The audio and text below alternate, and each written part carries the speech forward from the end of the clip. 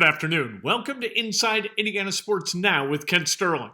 It's Thursday, April 8th, 2021. We are brought to you by the great people at Today's Dentistry. Dr. Mike O'Neill, the best dentist that there's ever been. Why not employ the best? If you have it in your power to employ the best dentist that there is, shouldn't you? Yes. Call him, 317-849-2933. I've been a patient there for the last 27 years.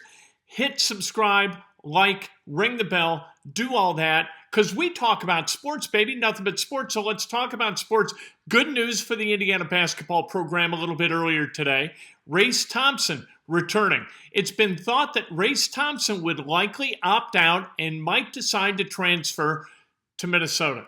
Play for Ben Johnson, go home for a valedictory lap in his college basketball career. He didn't do it. He's staying in Bloomington. He says that he believes in Mike Woodson and the staff at Indiana and thinks that they can do great things. Let's hope so. He's a cultural key. We saw it last year. He played hard every single possession. On the defensive end, he was often undersized, playing against bigs, going up against them. And in the Big Ten, you were playing against real bigs. I thought he more than held his own defensively. 21% three-point shooter throughout his career at Indiana. That's not good. He's going to have to get better at that. If Indiana, like Mike Woodson said, is going to play 4 out and 1 in, if Race Thompson is the one in, he's not going to get a whole lot of minutes because Trace Jackson Davis is likely to be that guy on the block unless they can develop a shot with Jackson Davis from the exterior. They have got to shoot threes better than they do in order to be nationally relevant. We saw that in the national championship game, right?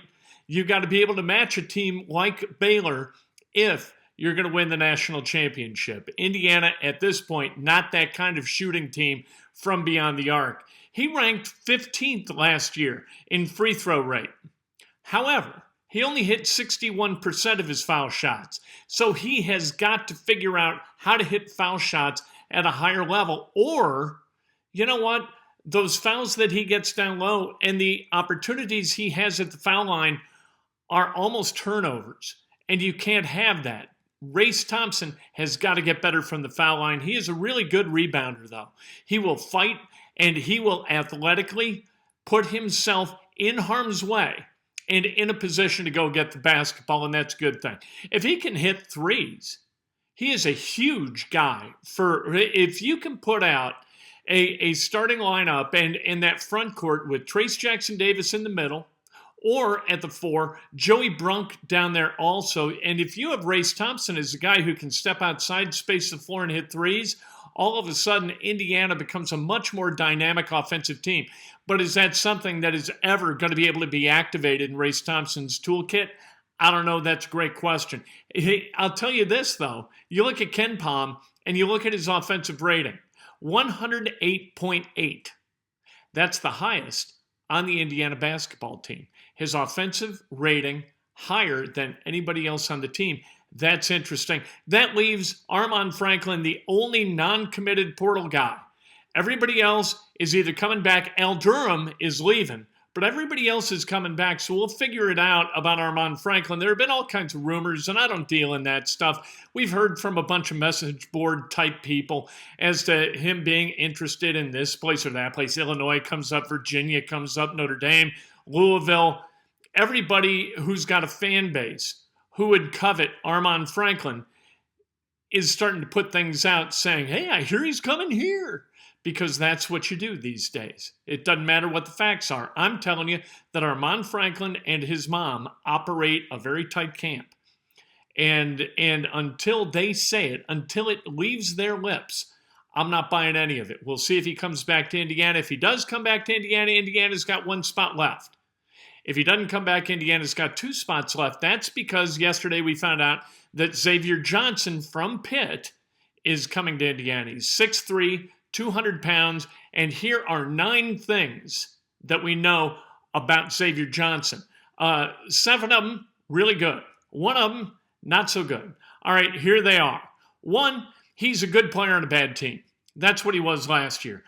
Pitt, in the ACC, over his 3 years at Pitt, they won 15, they lost 39. That's not good. That Johnson was a contributor at the level he was toward a losing team, is he part of the reason? Or did he help them be as good as they were? You have to figure that out. And that's the thing that I think anytime you see a kid who transfers, it's just like a free agent in the NFL. You got to figure out why the kid's transferring or why he's been asked to transfer.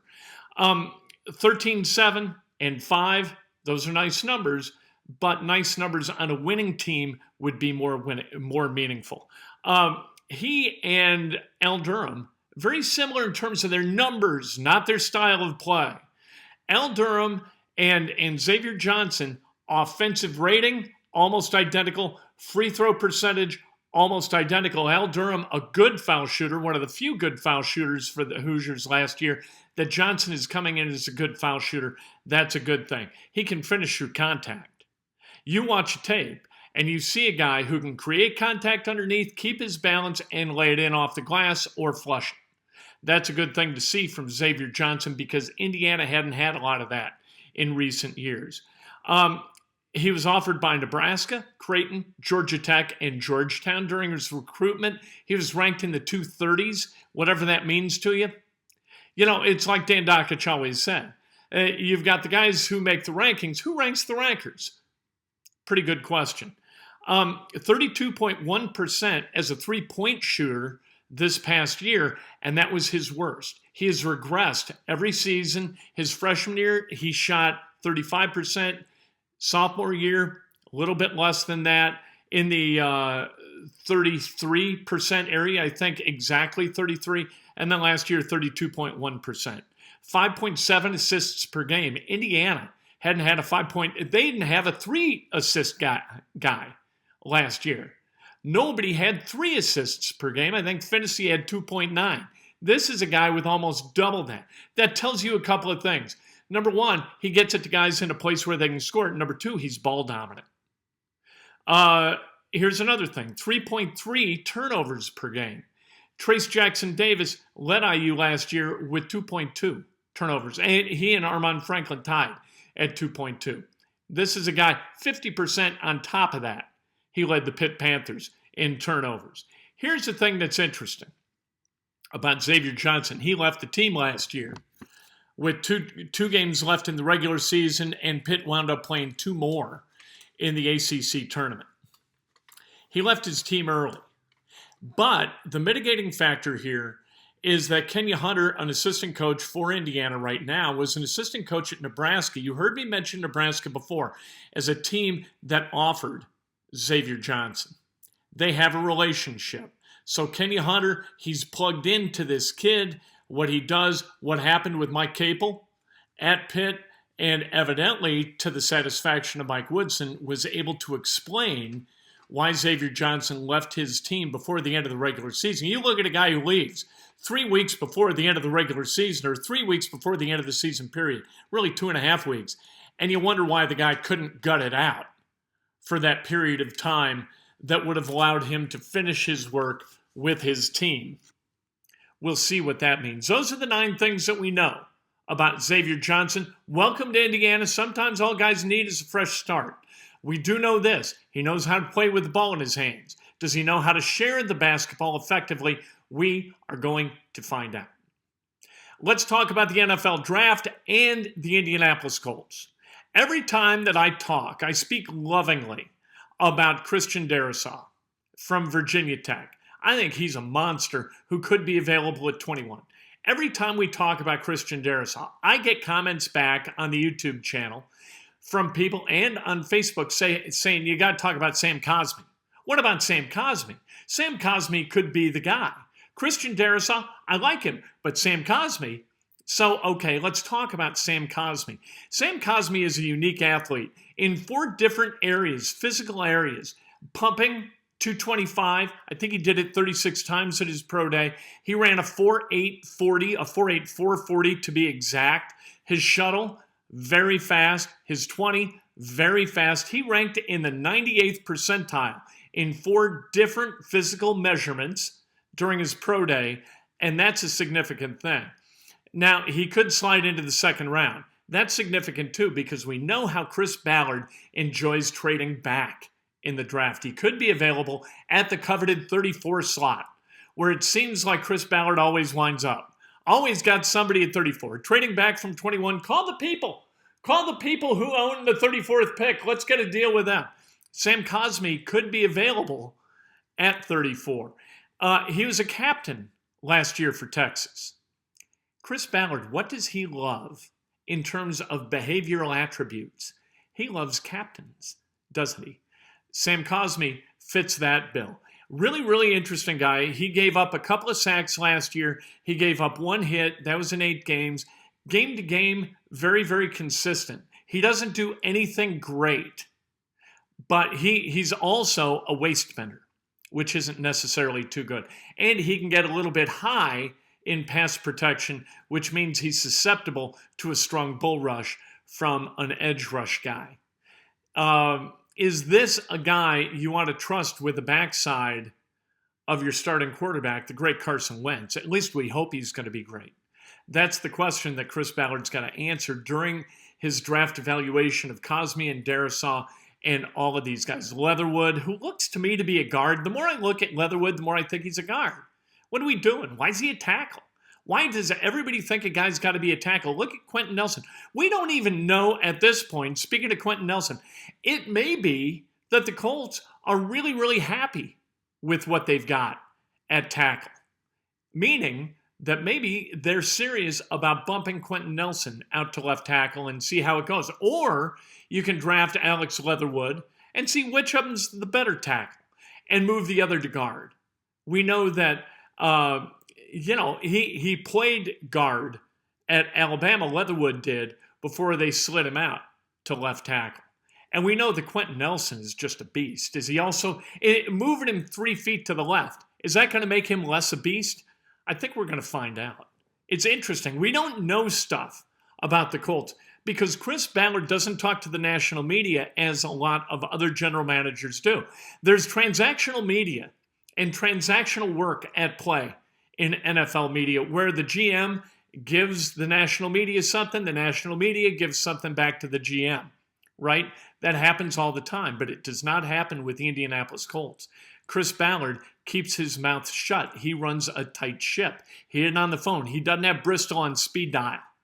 You know what I mean? So we don't know exactly what the Colts are going to do with that 21st pick, whether they're going to trade back, whether they're going to draft a left tackle, whether they're going to draft an edge guy. We're going to talk about edge guys all next week because we got a lot of time. We got 3 weeks. First round of the NFL draft is going to be 3 weeks from tonight, and I think it's going to mirror what happened 2 years ago. Remember that.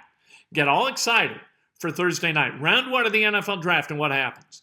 Ballard trades out of the first round, acquires the 34th overall pick, some other picks. He loves getting a bunch of guys because here's kind of the deal.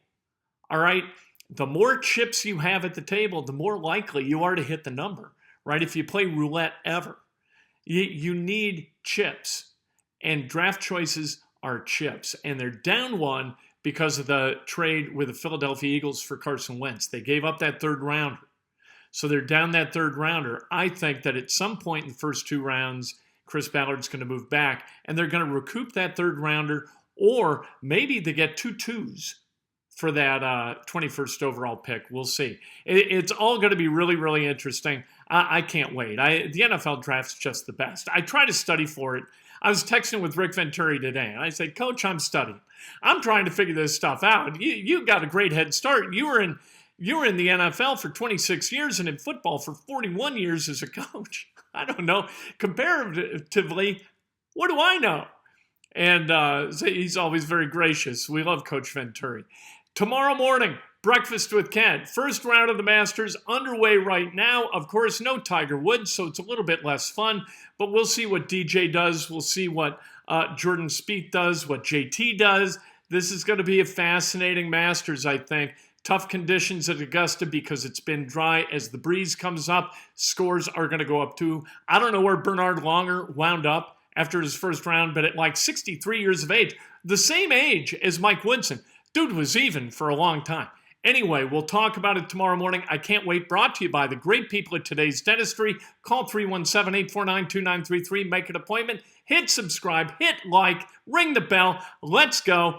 let's go Cubs. Let's get some wins.